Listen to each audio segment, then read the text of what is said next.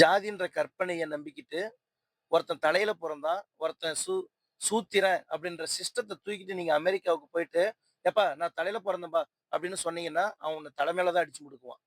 அதே அமெரிக்காவுல இருக்கக்கூடிய வெள்ளையர்கள் நாங்க உயர்ந்தவங்க, கருப்பர்கள் தாழ்ந்தவங்க அப்படின்ற சிஸ்டத்த நீங்க இந்தியாவுக்கு தூக்கிட்டு வந்தீங்கன்னா, இங்க இருக்கக்கூடிய போர் குணம் கொண்ட போர்வாள் ஏத்துக்க மாட்டாங்க. ஏன்னா இங்க கலர் டிட்டர்மைன் பண்ணல. இங்க கலர் தீர்மானிக்கல. இங்க தீர்மானிக்கக்கூடியது கண்ணுக்கு தெரியாத கற்பனையான ஜாதி அப்படின்ற ஒரு மனநோய். ஆனா பெண்களுக்கு இது பொருந்தாது.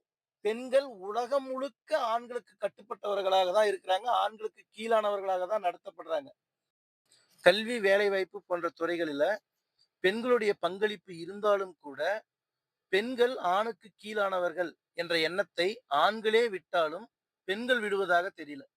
இப்ப ஒரு மகளுக்கு அம்மாவோ, ஒரு மருமகளுக்கு மாமியாரோ, இத காலங்காலமாக அவர்கள "நீ ஆணுக்கு கட்டுப்பட்டவள் தான்" என்பத உறுதிப்படுத்திட்டே இருக்கிறாங்க. இப்ப இந்த சிந்தனையிலிருந்து தான் அவங்களுக்கு விடுதலை வேணும். அப்ப பெண்ணானவள் யாருக்கும் அடிமை இல்லை. தான் சுதந்திரமானவள் என்ற சிந்தனை விடுதலையை பெற்றாலே ஒழிய, பெண் விடுதலை சாத்தியமாகும்.